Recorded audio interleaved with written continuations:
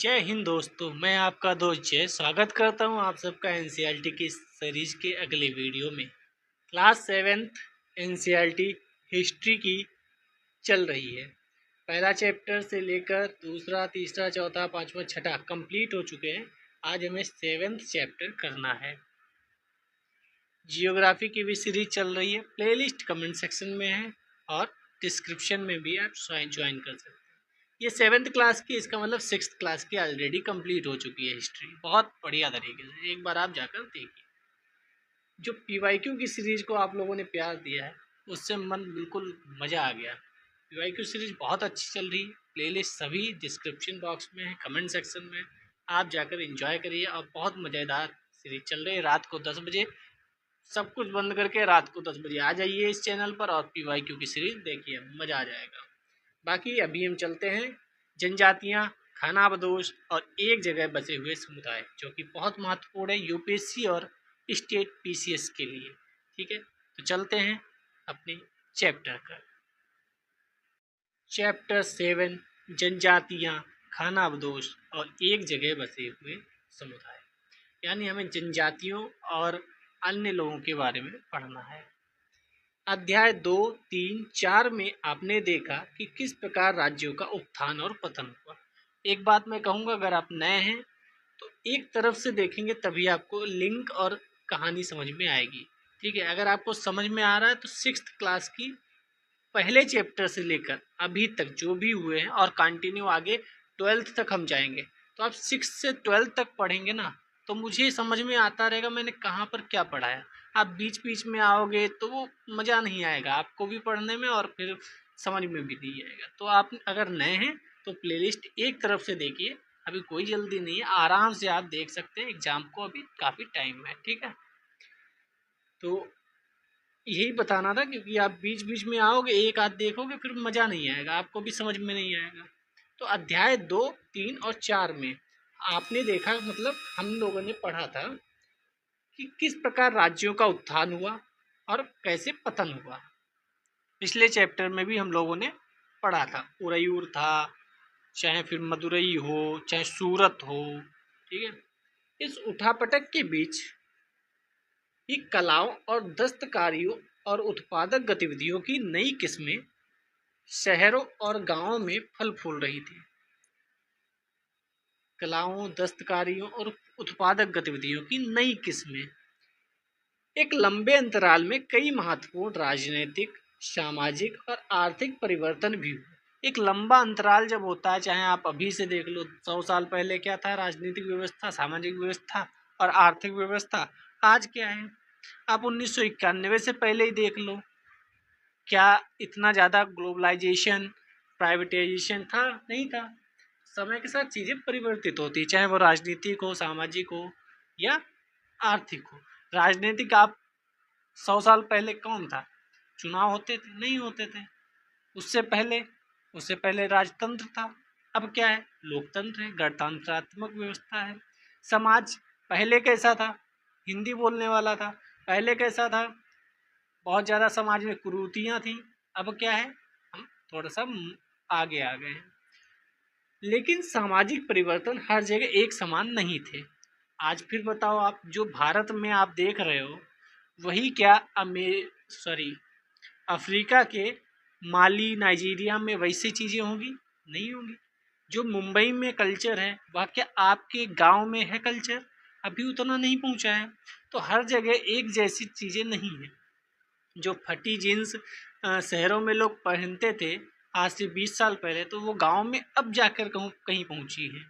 ठीक है, तो हर जगह एक समय में चीज़ें परिवर्तित नहीं होती हैं, बल्कि धीरे धीरे अलग अलग समय पर अलग अलग जगहों पर चीज़ें परिवर्तित होती हैं, क्योंकि अलग अलग किस्म के समाज अलग अलग तरीक़ों से विकसित हुए हैं।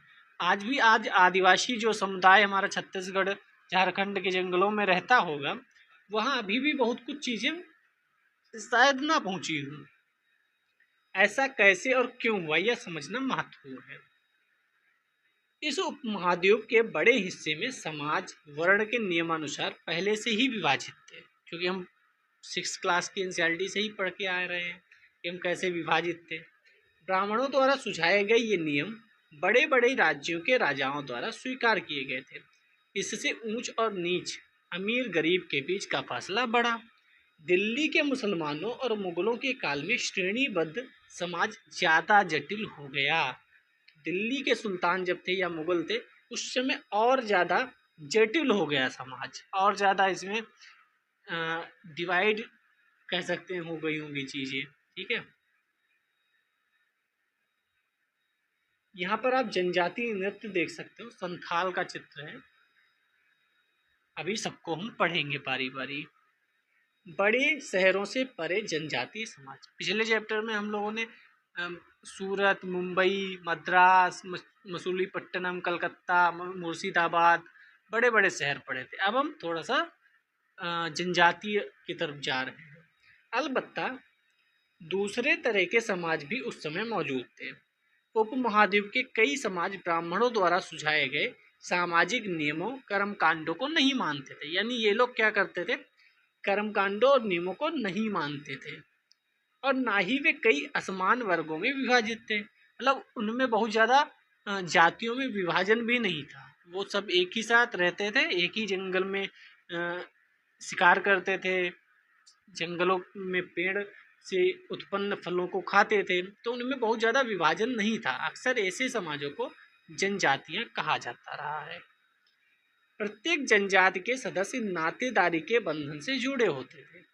कई जनजातियां खेती से अपना जीविकोपार्जन करती थी। कुछ दूसरी जनजातियों के लोग शिकारी और संग्राहक या पशुपालक भी होते थे। जंगलों में जो भी व्यवस्थाएं होती थी, उस हिसाब से लोग अलग अलग होते थे। प्राय भी अपने निवास स्थान के प्राकृतिक संसाधनों का पूरा इस्तेमाल करने के लिए इन गतिविधियों का मिला जुला रूप अपनाते थे। यानी पशुपालन भी कर लिया, शिकार भी कर लिया, थोड़ी सी कृषि भी कर ली कहीं से। जो हम लोग झूम कृषि पढ़ते हैं, वह भी इन्हीं लोगों के द्वारा की जाती होगी, क्योंकि जंगलों में थे। ठीक है, कुछ जनजातियां खानाबदोश थी। खानाबदोश क्या होता है, और वे एक जगह से दूसरी जगह घूमती रहती थी, घुमंतु थी।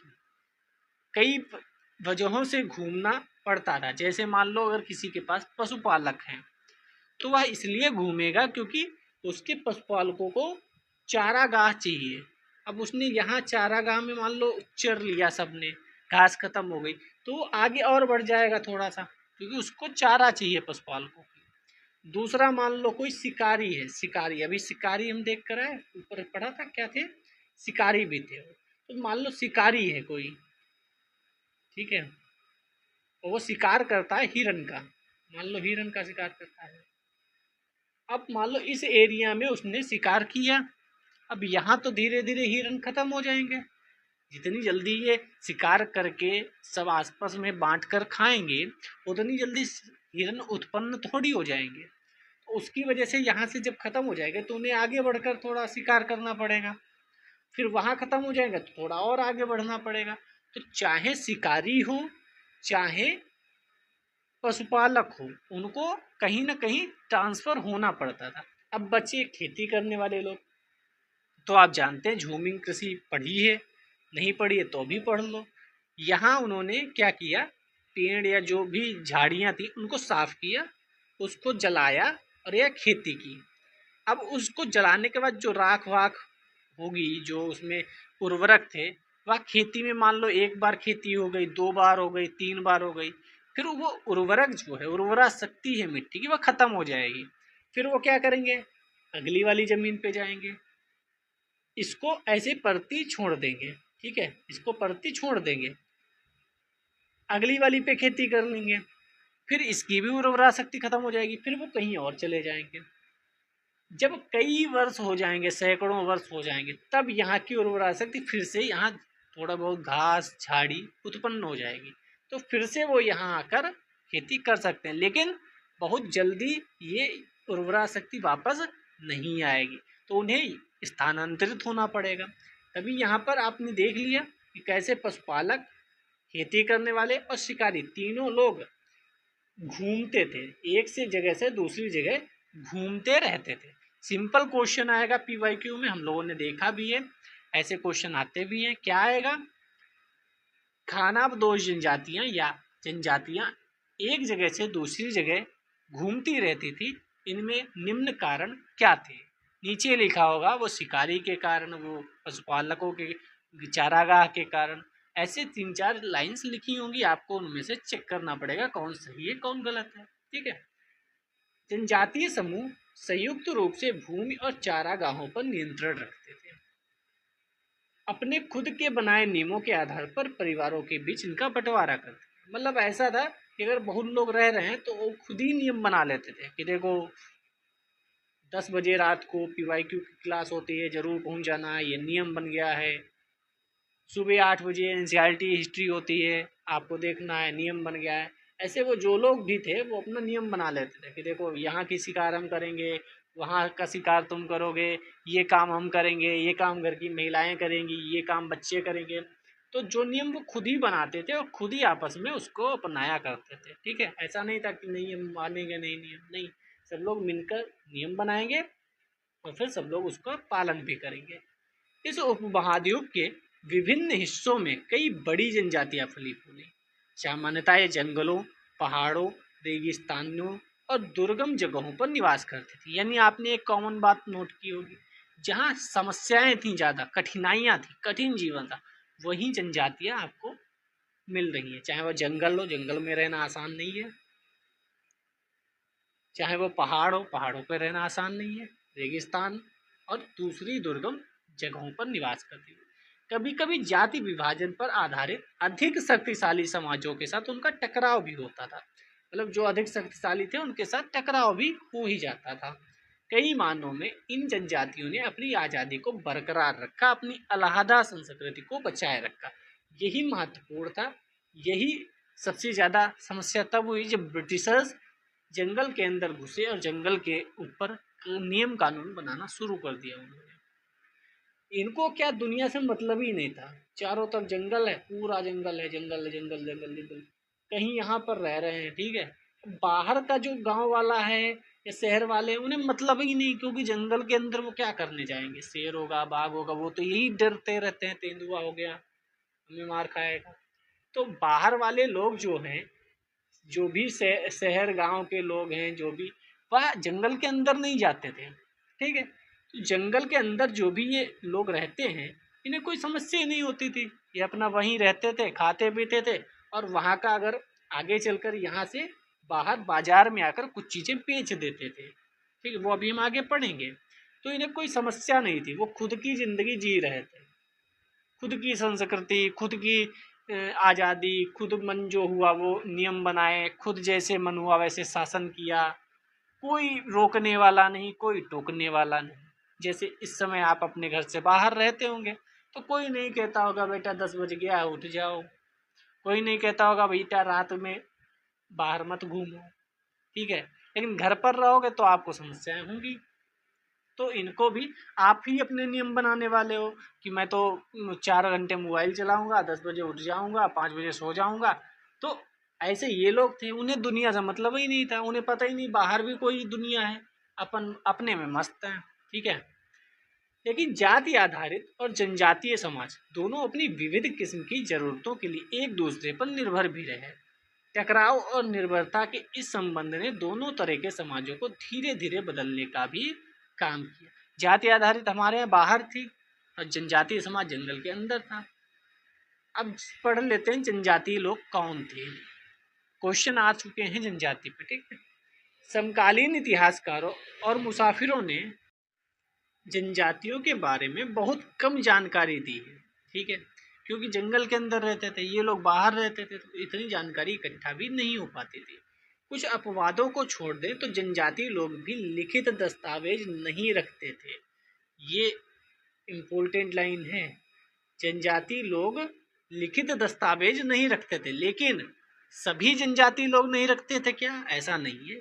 यहाँ लिखा है अपवाद को छोड़ दे तो, कुछ अपवाद को छोड़ दे तो अगर ऐसा आता है कि ज़्यादातर जनजातीय लोग या सामान्यता है जनजातीय लोग, तो उसमें लिख सकते हैं कि दस्तावेज नहीं रखते थे। लेकिन अगर आए सभी जनजातीय लोग दस्तावेज नहीं रखते थे, तो वहाँ पर हम स्टेटमेंट को गलत मानेंगे। ठीक है। लेकिन समृद्ध रीति रिवाजों और वाचिक मौखिक परंपराओं का भी संरक्षण करते थे। जैसे आजकल हमें कहानियां सुनाई पड़ती है, हमें हमारे पिताजी ने सुनाई, उनके उन्हें पिताजी ने पिताजी ने पिताजी ने पिताजी ने, तो हमें पता है कि हमारे 500 वर्ष पूर्व हमारे वंश में क्या होता था। ऐसे यहाँ भी है, कुछ रीति रिवाज हैं जो कंटिन्यू चलते आ रहे हैं, कुछ मौखिक परंपराएं हैं जिनका वो संरक्षण कर रहे हैं। तो उनके पिताजी ने उनसे कहा होगा, बेटा खाना खाने से पहले हाथ धुल लिया करो। तो उनसे पूछा गया होगा, आपको कैसे पता? उन्होंने कहा होगा, मेरे पिताजी ने बताई थी, फिर उनके पिताजी ने उनको बताई थी। तो ऐसे ही जो मौखिक परंपराएं हैं, जो रीति रिवाज चल रहे हैं, उनसे हमें जानकारी मिल जाती है, क्योंकि दस्तावेज तो सामान्यतः नहीं रखते थे वो लोग। ये परंपराएं हर नई पीढ़ी को विरासत में मिलती थी, जो मैंने बताया कि उनके पिताजी ने उन्हें दी। उनके आज के इतिहासकार जनजातियों का इतिहास लिखने के लिए इन वाचिक परंपराओं का इस्तेमाल करने लगे हैं। मतलब हम गए एक जगह जंगल में, वहाँ के लोगों को इकट्ठा किया, उनसे पूछा, भाई अपने बारे में बताओ, अपनी संस्कृतियों के बारे में बताओ, आप विवाह कैसे करते हो, आप किसी को अगर भंडारा करना है तो कैसे करते हो, क्या आप भंडारा के बारे में जानते हो? तो वो कहेंगे अच्छा नहीं, ये हाँ कुछ बताएंगे, ठीक है। ऐसे हम कहेंगे कि ये आप ये बताओ कि आप क्या दिवाली मनाई जाती है क्या? तो वो हो सकता है कह रहे हैं कि दिवाली क्या होती है, या वो कहें कि हाँ दिवाली हमारे यहाँ बहुत मनाई जाती है, हम बचपन से मनाते हैं, हमारे पिताजी। तो ऐसे हम जाकर उनसे पूछ सकते हैं, ठीक है। यही वाचिक परंपरा, मतलब वो बताएंगे, हम पूछेंगे। जनजातीय लोग भारत के लगभग हर क्षेत्र में पाए जाते हैं। ये भी लाइन बहुत इंपॉर्टेंट है। ये स्टेटमेंट आ जाए तो कितने लोग सही करके आएंगे। जनजातीय लोग भारत के लगभग हर क्षेत्र में पाए जाते थे। किसी भी एक जनजाति का इलाका और प्रभाव समय के साथ साथ बदलता रहता था। ऐसा नहीं कि ये यहाँ रह रहे हैं तो जिंदगी भर से 100 साल 200 साल 500 साल यही है, नहीं। किसी भी एक जनजाति का इलाका और प्रभाव समय के साथ साथ बदलता रहता था। और हम ऊपर भी पढ़कर आए कि चारागाह था, जगह बदली, चाहे शिकार था वो भी जगह बदली, ठीक है। कृषि वाला भी जगह बदल रही थी, स्थानांतरित हो रहे थे वो इधर से उधर।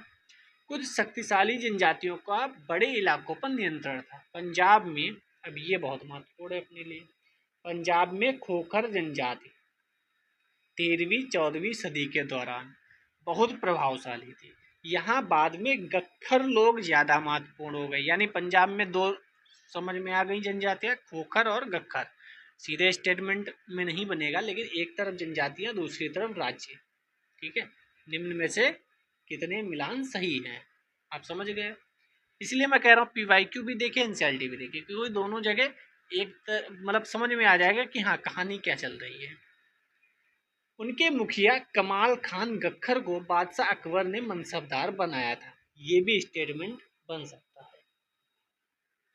मुल्तान और सिंध में मुगलों द्वारा अधीन कर लिए जाने से पहले लंगाह और अरगुन, ये कहाँ कहते हैं, मुल्तान और सिंध, लंगाह और अरगुन लोगों का प्रभुत्व अत्यंत विस्तृत क्षेत्र पर था। उत्तर पश्चिम में एक और विशाल एवं शक्तिशाली जनजाति थी, बलोच।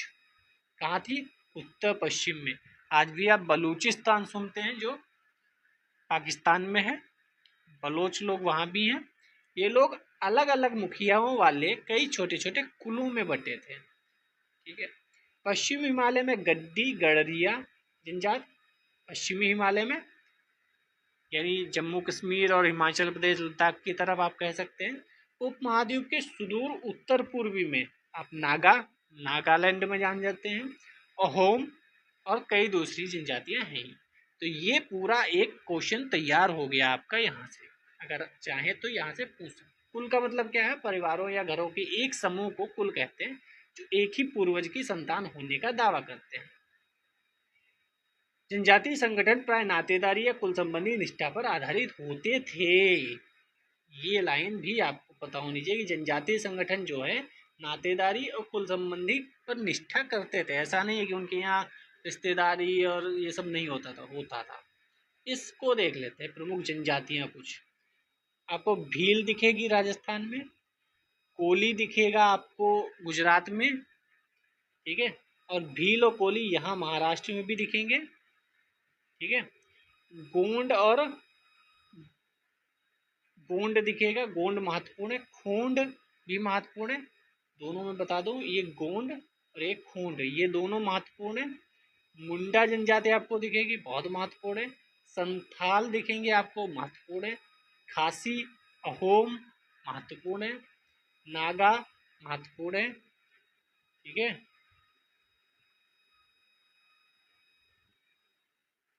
अरघुन यहाँ पे मिलेगा। ठीक है, इतनी तो आपको याद रखनी ही चाहिए, ये कहीं ना कहीं किसी न किसी एग्जाम्स वगैरह में पूछ दी जाती है। मौजूदा बिहार और झारखंड के कई इलाकों में 12वीं सदी तक चेर, अब चेर कहाँ मिलते हैं? बिहार और झारखंड में। चेर सरदार शाहियों का उदय हो चुका था। बादशाह अकबर के प्रसिद्ध सेनापति राजा मान सिंह 1591 में चेर लोगों पर हमला किया और उन्हें परास्त किया। उन्हें लूटकर अच्छा खासा माल इकट्ठा किया, लेकिन वे पूरी तरह अधीन नहीं बनाए गए। औरंगजेब के समय मुगल सेनाओं ने चेर लोगों के कई किलों पर कब्जा कर लिया। इस जनजाति को अपना अधीनस्थ बना लिया। इस क्षेत्र में रहने वाली महत्वपूर्ण जनजातियों में मुंडा और संथाल, संताल वही जिन्हें संथाल कहते हैं। यद्यपि ये उड़ीसा और बंगाल में भी रहते थे। कौन जनजाति कहाँ रहती है सबसे महत्वपूर्ण है, और फिर उसका मुगल राजाओं के साथ या किन्हीं अन्य राजाओं के साथ अगर कन्फ्लिक्ट हुआ है, कुछ हुआ है, तो वह भी महत्वपूर्ण है। कर्नाटक और महाराष्ट्र की पहाड़ियों में, कर्नाटक और महाराष्ट्र की पहाड़ियों में कोली, बेराद और कई दूसरी जनजातियों के निवास स्थान थे। कोली कहाँ है? कर्नाटक महाराष्ट्र। बेराद कहाँ है? कर्नाटक महाराष्ट्र। लेकिन कोली गुजरात के भी कई इलाकों में मिलते हैं। ठीक है, दक्षिण में कौन है? कोरागा, वेतर, मारवाड़ और दूसरी जनजातियों की विशाल आबादी थी। सबसे पहले आपको ये समझ में आना चाहिए कि कौन सी जनजाति कहाँ है। आप जब एनसीईआरटी पढ़ोगे तो आपके पास ये मैप साफ साफ उसमें दिखेगा। ठीक है, तो आप इस मैप को अपनी एक मैप पर एट इज बिल्कुल ऐसे ही, जहाँ पर मारवाड़ है वहाँ पर मारवाड़ लिख लेना, जहाँ पर जो भी है वहाँ लिख लेना और टेबल के सामने चस्पा कर लेना।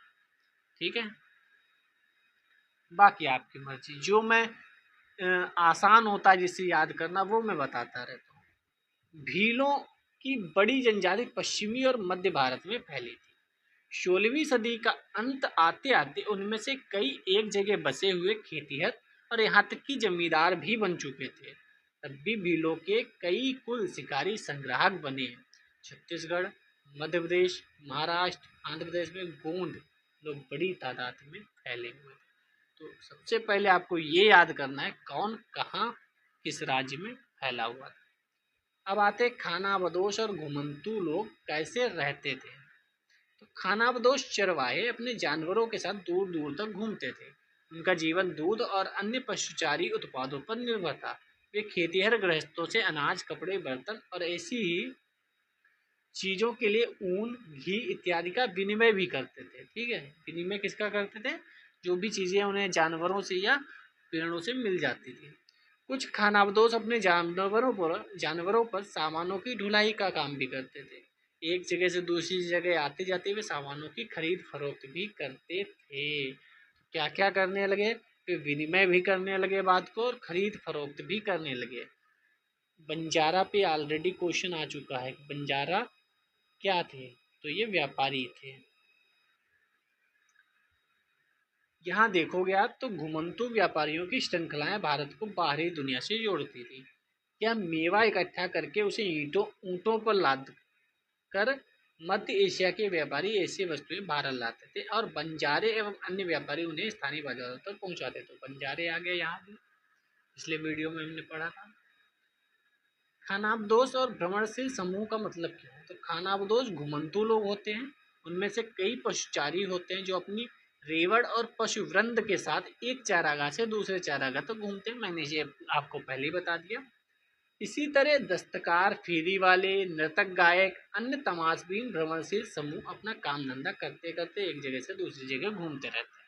तो आप जानते हैं, आप छोटे होंगे तो घर के बाहर डमरू बजाता हुआ आता था कोई सर्कस दिखाने, सबको इकट्ठा करता था, फिर किसी को गायब कर देता था, किसी की बारात शादी विवाह कराने लगता था। ठीक है, तमाशबीन हो गए, नुक्कड़ नाटक आपने देखे होंगे, कोई नर्तक गायक है तो दस्तकारी, फेरी वाले तो आते ही रहते हैं, चादर ले लो, जम्मू कश्मीर की शॉल ले लो। ठीक है, तो ऐसे भी ये भी भ्रमणकारी थे। खानाबदोश, भ्रमणशील समूह दोनों अक्सर उस जगह लौट कर आते जहां उन्होंने पिछले साल दौरा किया था। तो आप देखेंगे जम्मू कश्मीर की शॉल बेचने बहुत लोग आया करते हैं कि जम्मू कश्मीर की शॉल है। ठीक है, बंजारा लोग सबसे महत्वपूर्ण व्यापारी खानाबदोश थे। तो यही लाइन पूछ दी गई थी कि बंजारे लोग क्या थे। उनका कारवां टांडा कहलाता था। अगली बार टांडा पूछ देंगे। मध्यकालीन इतिहास में शब्द टांडा क्या होता था? सीधे क्वेश्चन आएगा। सुल्तान अलाउद्दीन खिलजी, जिसे हम अध्याय 3 में पढ़ कर आए हैं, बंजारों का ही इस्तेमाल नगर के बाजारों तथा अनाज की ढुलाई के लिए करते थे। कितना इंपॉर्टेंट क्वेश्चन है। बंजारे पर ऑलरेडी क्वेश्चन आ चुका है, और जिस पे क्वेश्चन आ चुका होता है उससे नया क्वेश्चन क्रिएट करती है यूपीएससी हो चाहे स्टेट पीसीएस हो कोई। तो यहाँ से बंजारे पर क्वेश्चन आ गया। अब वो क्या बनाएंगे, किस राजा, या वहां पर दे देंगे अकबर बंजारों का ही इस्तेमाल करके बाजारों तक अनाज की ढुलाई किया करता था, या देंगे मोहम्मद बिन तुगलक बंजारों का ही इस्तेमाल करके नगर के बाजारों तक अनाज की ढुलाई किया करता था। तो वहां पर आपको याद रखना है सुल्तान अलाउद्दीन खिलजी है, ना कि और कोई। बादशाह जहांगीर ने भी अपने संस्मरणों में लिखा है कि बंजारे विभिन्न इलाकों से अपने बैलों पर अनाज ले जाकर शहरों में बेचते थे। तो जहांगीर ने भी अपने संस्मरण में बताया है। सैन्य अभियानों के दौरान मुगल सेना के लिए खाद्यान्न की ढुलाई का काम भी यही करते थे। किसी भी विशाल सेना के लिए 1 लाख बैल अनाज होते होंगे, तो मुगल सेना के लिए खाद्यान्न की ढुलाई भी है। बंजारे पे इतना सब दिया है तो क्वेश्चन पूछ लिया गया था, तो क्या गलत किया था? इतना तो सब दिया है बंजारे के बारे में। 17वीं सदी के आरंभ में भारत आने वाले एक अंग्रेज व्यापारी पीटर मंडी ने बाजारों का वर्णन किया है। तो इस व्यक्ति का भी नाम याद रखिएगा, पीटर मंडी कौन था। सुबह हमारी मुलाकात बंजारों की एक टांडा से हुई। टांडा क्या था अभी हम बताकर आए, जिसमें 14,000 बैल थे। सारे पशु गेहूं चावल जैसे अनाजों से लदे हुए। ये बंजारे लोग अपनी पूरी घर गृहस्थी, बीवी बच्चे अपने साथ लेकर चलते हैं। आप आज भी सड़कों पर देखते होंगे तांगा, जिसमें घोड़ा लगा होता है, उस पर पूरा सामान लदा होता है, और 4 5 6 10 लोग, और कई बार 10 घोड़े के साथ, 10 रथों के साथ, या जो भी उसे तांगा बोलें घोड़े का, उसके साथ चल रहे होते हैं। वो बंजारे ही होते हैं। एक टांडा में कई परिवार होते हैं। उनका जीने का तरीका उन भारवाहकों से मिलता जुलता है जो लगातार एक जगह से दूसरी जगह जाते हैं। गाय बैल उनके अपने होते हैं। कई बार वे सौदागरों के द्वारा भाड़े पर नियुक्त किए जाते हैं, लेकिन ज़्यादातर वे खुद सौदागर होते हैं। जैसे मैं बचपन में जब इन्हें जाता था, देखता था जाते हुए, तो मैं सोचता था ये कहाँ रहते हैं, पूरा सामान लाद कर निकल लेते हैं। जब एनसीईआरटी में पढ़ा तब समझ में आया, अच्छा ये बंजारे। मम्मी पापा से पूछता भी था तो वो बताते थे बंजारे लोग हैं, लेकिन हमें नहीं पता था बंजारे क्या होते हैं। जब यहाँ पढ़ा तब समझ में आया, अच्छा ये बात थी। अनाज जहाँ सस्ता उपलब्ध है वहाँ से वे खरीदते हैं और उस जगह ले जाते हैं जहाँ वह महंगा है। वहाँ से वे फिर ऐसी चीज़ लाद लेते हैं जो किसी और जगह मुनाफे के साथ बेची जाती है। मतलब मान लो यहाँ पर मुंबई है, यहाँ पर दिल्ली है, बहुत दूर का डिस्टेंस ले लिया, लेकिन आपको समझने में आसानी रहेगी। मुंबई में मान लो, या इसे केरल लो तो और मज़ा आएगा। इसे हमने ले लिया केरल, और यहाँ ले लिया अपना जम्मू कश्मीर, प्यारा सा जम्मू कश्मीर। मैं हूँ बंजारा, मैं क्या करूँगा, केरल से चला, टुक टुक टुक टुक करते हुए केरल से चल दिया। लादूंगा क्या अपने तांगे पर या अपने गाड़ी पर? लादूंगा नारियल, नारिकेल, नारियल। बांध लाद लिया, यहाँ जाकर नारियल को बेच दिया। यहाँ मान लो एक नारियल मैंने 10 रुपए में खरीदा था, यहाँ जाकर मैंने एक नारियल को 200 रुपए में बेचा भाई। डल झील के किनारे अपनी दुकान लगाई, बढ़िया सा नारियल पियो, डल झील के किनारे बैठ गया, मजा आ गया, मजे ही मजे। अब मेरा जो गाड़ी है वो खाली हो गई, मैंने यहाँ से लादा केसर या सेब, बढ़िया सा कश्मीरी सेब, उठा के आ गया यहाँ केरल। अब वो सेब मैंने मान लो एक 20 रुपये दर्जन या 20 रुपये किलो सेब खरीदा, और यहाँ आकर बढ़िया जम्मू कश्मीर का सेब खरीदो, सेब खरीदो, सेब खरीदो। कितने रुपए किलो? 500 रुपये किलो। लो, मजे ही मजे। तो ये वो लोग करते थे, एक जगह से वह चीज़ उठाते थे जो अब वहाँ की फेमस चीज़ है, सस्ती उठाते थे, दूसरी जगह जहाँ उसकी ज़रूरत है वहाँ ले जाते थे, और जहाँ ले जाते थे वहाँ से उसकी सस्ती चीज़ उठाते थे और दूसरी जगह ले जाते थे। टांडा में 600 से 700 तक लोग हो सकते हैं।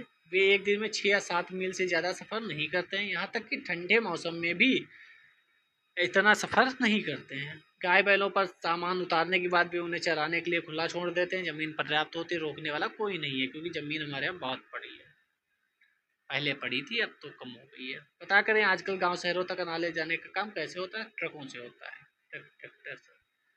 कई पशुचारी जनजातियां मवेशी, घोड़ों जैसे जानवरों को पालने पोसने और संपन्न लोगों के हाथ उन्हें बेचने का काम करती थी।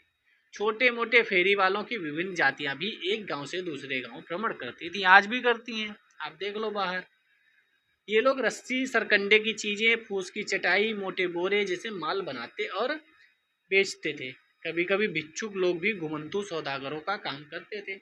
नर्तक, गायक, अन्य तमाशबीन भी जातियां यहाँ वहाँ घूमती थी और कमाई करती थी, कोई बड़ी बात नहीं।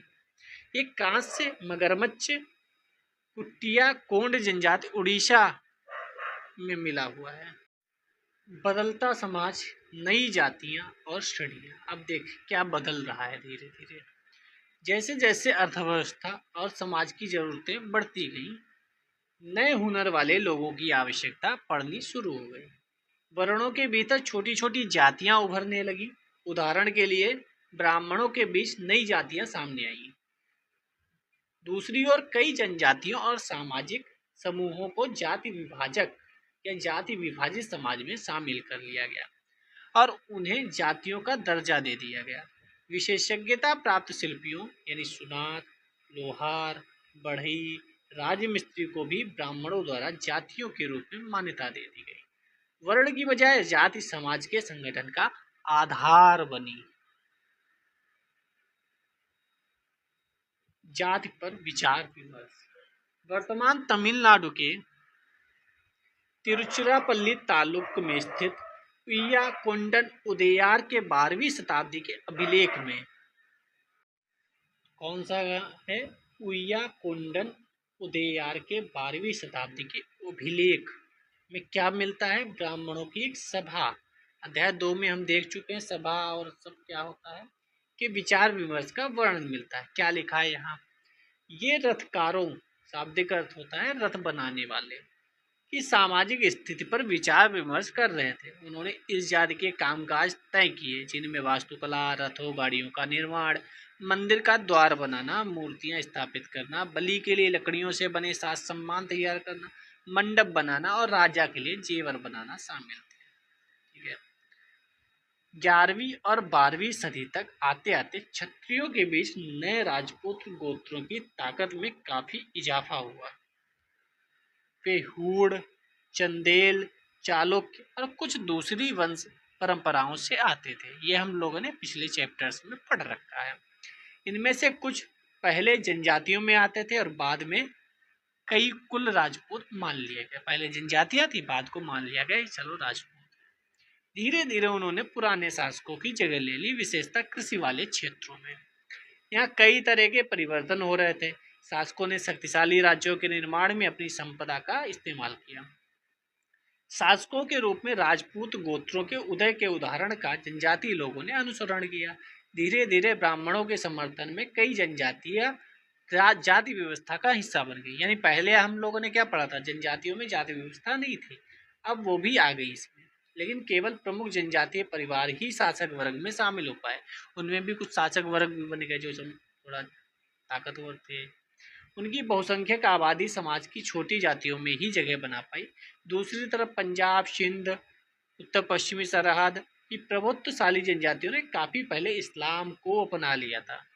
तो इस्लाम को भी किन्होंने अपनाया था? जो यहीं की कुछ जनजातियाँ थी, कुछ यहीं के लोग थे, उन्होंने इस्लाम अपना लिया।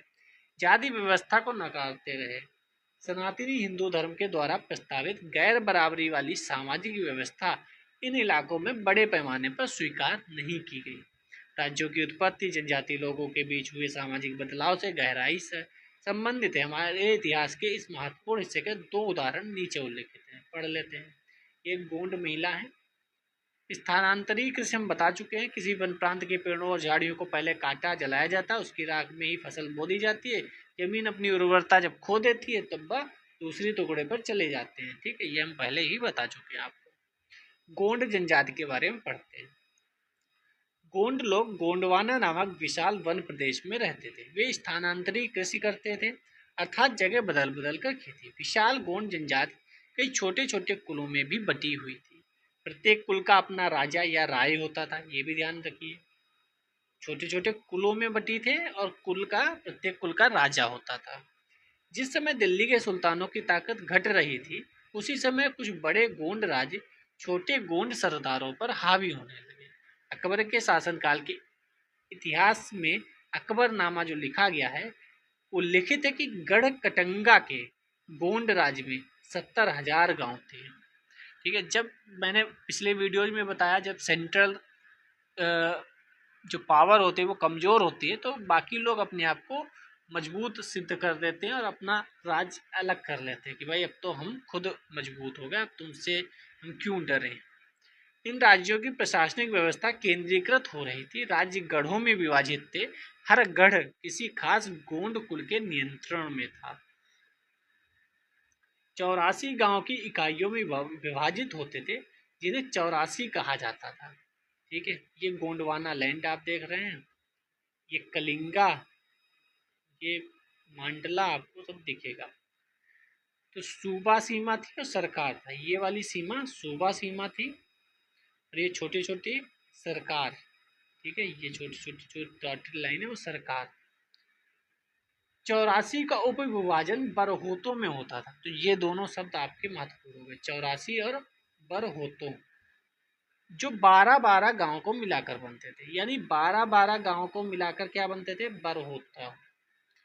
फिर उनसे क्या बनते थे? 84 गांव। 12-12 का कितना? 12-12 का ग्रुप मिलके जब 84 गांव हो जाते तो उसे 84 बोलते थे। ठीक है, बड़े राज्यों के उदय ने गोंड समाज के चरित्र को बदल डाला। ये भी पूछ सकते हैं 84 गांव, बरहोतो, ये सब किससे संबंधित है? तो गोंड समुदाय से संबंधित है। उनका मूलतः बराबरी वाला समाज धीरे धीरे असमान सामाजिक वर्गों में विभाजित हो गया। ब्राह्मण लोगों ने गोंड राजाओं से अनुदान में भी भूमि प्राप्त की, अधिक प्रभावशाली बन गए। उनसे भी अनुदान में भूमि प्राप्त की थी, जैसे अन्य राजा लोग देते थे। गोंड सरदारों को अब राजपूतों के रूप में मान्यता भी प्राप्त करने की चाहत हुई कि हमें भी राजपूत सिद्ध कर दो। इसलिए गढ़ कटंगा के गोंड राजा कौन थे? बहुत इंपॉर्टेंट नाम है। गढ़ कटंगा के गोंड राजा अमन दास ने संग्राम शाह की उपाधि धारण कर ली। ये स्टेटमेंट इंपॉर्टेंट है। उसके पुत्र दलपत ने महोबा के चंदेल राजपूत राजा सालवाहन की पुत्री राजकुमारी दुर्गावती से विवाह कर लिया। यह भी बहुत महत्वपूर्ण है। दलपत की मृत्यु कम उम्र में ही हो गई। रानी दुर्गावती, जिन्हें हम पढ़ते आए हैं, बहुत योग्य थी और उसने अपने 5 साल के पुत्र वीर नारायण के नाम पर शासन किया। रानी दुर्गावती के बारे में हम लोग पढ़ते आए हैं, वही रानी दुर्गावती। उनके समय में राज्य का और अधिक विस्तार हुआ। 1565 में आसिफ खान के नेतृत्व में मुगल सेनाओं ने गढ़कटंगा पर हमला किया। रानी दुर्गावती ने इसका जमकर सामना किया। उनकी हार हुई। उन्होंने समर्पण करने की बजाय मर जाना बेहतर समझा। उसका पुत्र भी तुरंत बाद में लड़ता हुआ मारा गया। तो इनके बारे में महत्वपूर्ण, दुर्गावती जी के बारे में हम लोग पढ़ते रहते हैं। एक नक्काशीदार दरवाजा है गोंड जनजाति का मध्य प्रदेश में। इसमें आप देखोगे हाथी बना है और भी कई जानवर बने हैं। गढ़कटंगा एक समृद्ध राज्य था। उसने हाथियों को पकड़ने और दूसरे राज्यों का उनका निर्यात करने के लिए खास व्यापार से धन कमाया था। जब मुगलों ने गोंडों को हराया तो उन्होंने लूट में बेशकीमती सिक्के और हाथी बहुतायत में हथिया लिए। उन्होंने राज्य का एक भाग अपने कब्जे में ले लिया और शेष वीर नारायण के चाचा चंदर शाह को दे दिया। कटंगा के पतन के बावजूद गोंड राज्य कुछ समय तक चलता रहा, लेकिन वे काफी कमजोर हो गए और बाद में अधिक शक्तिशाली बुंदेलों और मराठों के खिलाफ संघर्ष में असफल रहा। जो हाईलाइट हमने किया वो बहुत महत्वपूर्ण होता है, जो पुराने लोग हैं वो जानते हैं। अब दूसरा राज्य देख लेते हैं, अहोम राज्य, जो कि बहुत महत्वपूर्ण है। अहोम के मोइदम को यूनेस्को ने अपनी साइट भी बनाया है, आपने करंट अफेयर्स में पढ़ा होगा। अहोम लोग मौजूदा म्यांमार से आकर 13वीं सदी में ब्रह्मपुत्र घाटी में बसे। अब ये भी पूछ सकते हैं अहोम कहाँ से आए थे, तो म्यांमार से आए थे। उन्होंने भुइयां मतलब भूस्वामी लोगों की पुरानी राजनीतिक व्यवस्था का दमन करके नए राज्य की स्थापना की। 16वीं शताब्दी के दौरान उन्होंने चूटियों और कोच हाजों के राज्यों को अपने राज्य में मिला लिया। ठीक है, उन्होंने कई अन्य जनजातियों को भी अपने अधीन कर लिया। अहोमों ने एक बड़ा राज्य बनाया। इसके लिए 1530 के दशक में ही, इतने वर्षों पहले, आग्नेय अस्त्रों का इस्तेमाल किया। तो अहोम ने आग्नेय अस्त्रों का इस्तेमाल 1530 के आसपास कर लिया था। ये बहुत महत्वपूर्ण है। 1660 तक आते आते वे उच्च स्तरीय बारूद और तोपों का निर्माण करने में सक्षम हो गए थे। अहोम से रिलेटेड जानकारी है। हम लोग इधर चोल, चंदेल और परमार ही पढ़ते रहेंगे, सातवाहन, गुप्त, मौर्य, और वो अहोम से क्वेश्चन पूछ देगा और हम पे फंस जाएंगे। ठीक है, लेकिन अहोम लोगों को, अब देखो बाबर कब आया था, बाबर भी 1526 1530 तक आया था, और ये 1530 में इन्होंने भी आग्नेय अस्त्रों का इस्तेमाल कर लिया था। ठीक है, लेकिन अहोम लोगों को दक्षिण पश्चिम से कई आक्रमणों का सामना करना पड़ा। अगर आपने 4th चैप्टर 7th क्लास का अभी पढ़ा होगा, हमसे वीडियो देखा होगा, तो वहाँ हम लोगों ने बात की थी कि अहोम पर किस किस मुगल शासक ने कब्जा करने की कोशिश की थी। तो औरंगजेब ने भी अपनी सेना को भेजा था। ठीक है, तो वही यहाँ लिखा है 1662 में मीर जुमला के नेतृत्व में। अब 1662 में कौन था, औरंगजेब था ना। मीर जुमला के नेतृत्व में मुगलों ने अहोम राज्य पर हमला किया। तो ये बहुत इंपॉर्टेंट है, ये भी लाइन है।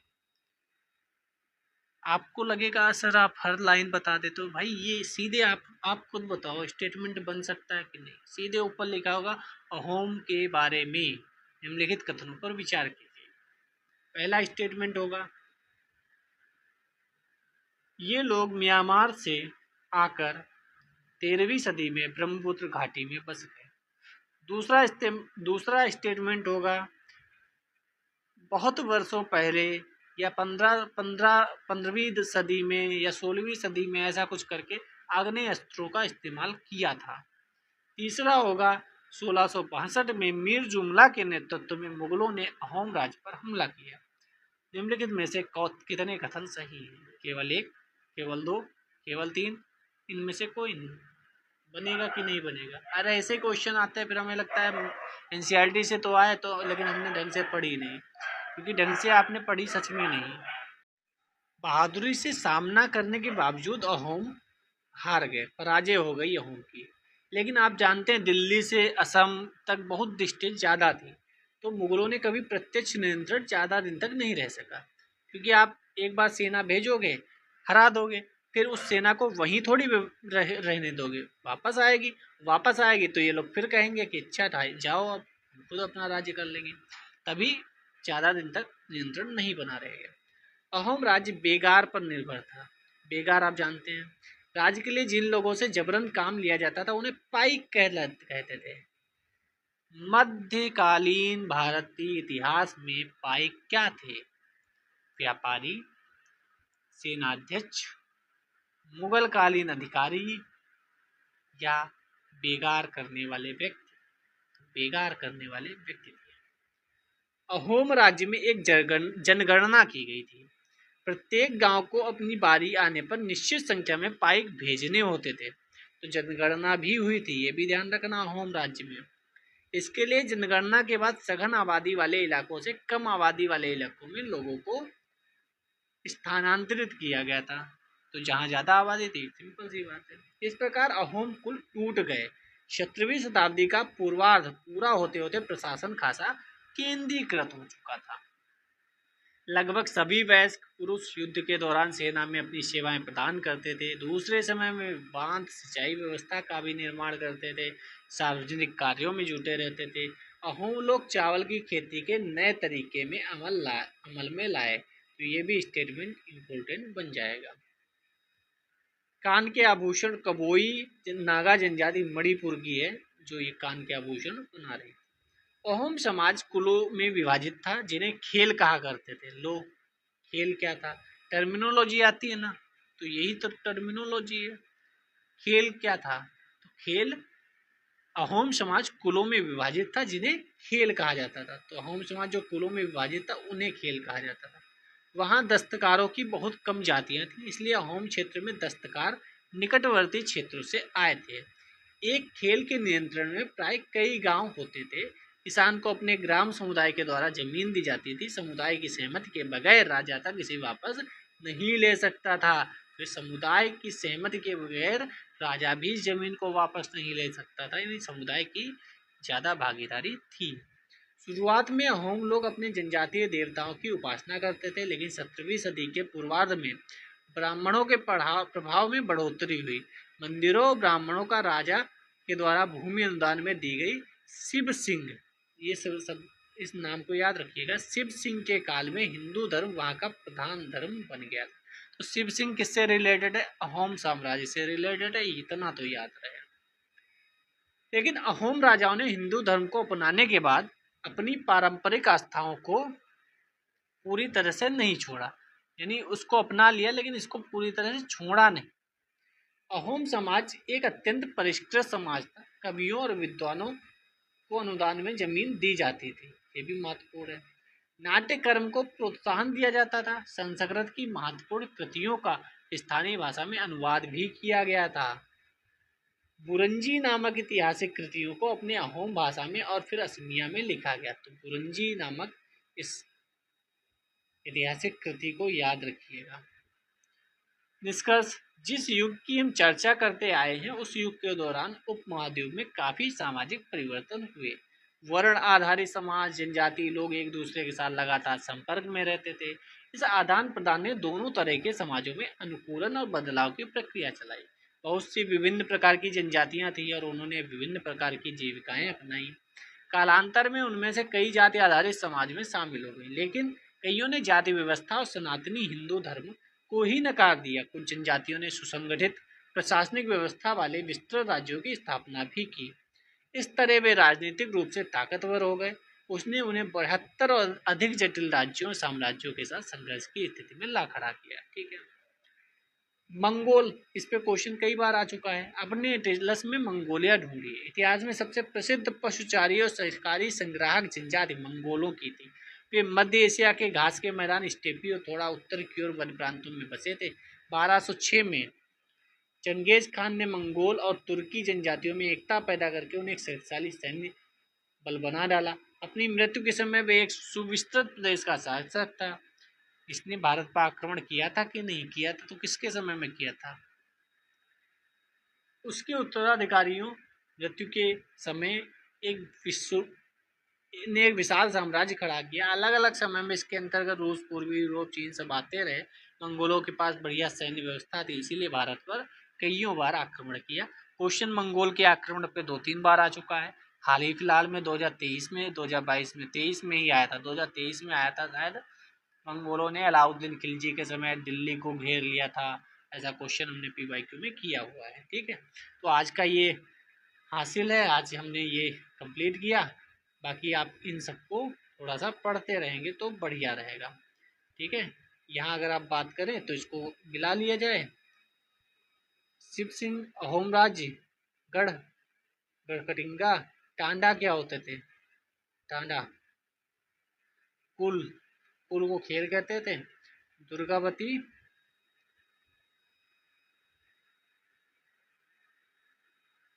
गढ़कटिंगा से दुर्गावती जी थी। कारवां, टांडा को कारवां कहते थे क्या? शिव सिंह अहोम राज्य से थे शायद। श्रमिक, श्रमिक को पाइक कहते थे। सही मिला रहा हूँ मैं क्या? कुल को खेल कहते थे, गढ़ 84 कहते होंगे। आई एम राइट और नॉट? आप देखिएगा आप इसमें से कितना सही कर पाते हैं। रिक्त स्थानों को आप पूर्ति कर ही लेंगे। इन क्वेश्चन को अगर आप सही गलत कर लेंगे तो बेहतर रहेगा, क्योंकि मेंस में आपको ऐसे ही लिखने पड़ते हैं। तो अगर आप प्रिपरेशन पहले से करे होंगे तो बेहतर रहेगा। कल हम पढ़ेंगे ईश्वर से अनुराग यानी भक्ति आंदोलन, बहुत महत्वपूर्ण है, जो कि आप जानते हैं भक्ति आंदोलन से भी क्वेश्चन आते हैं, भक्ति सूफी। तब तक के लिए कमेंट करके अवश्य बता दीजिएगा कि कैसा लगा और इसे कंटिन्यू किया जाए या 7th क्लास की एनसीईआरटी कंप्लीट हो रही है उसके बाद विराम दे दिया जाए कुछ समय के लिए। या आपके कमेंट बताएंगे। लाइक तो आप कर ही देते हैं, कहने की आवश्यकता नहीं है। टेलीग्राम लिंक डिस्क्रिप्शन में आप ज्वाइन कर सकते हैं। ठीक है, तब तक के लिए अपना ध्यान रखिए, पढ़ते रहिए। जय हिंद, जय भारत।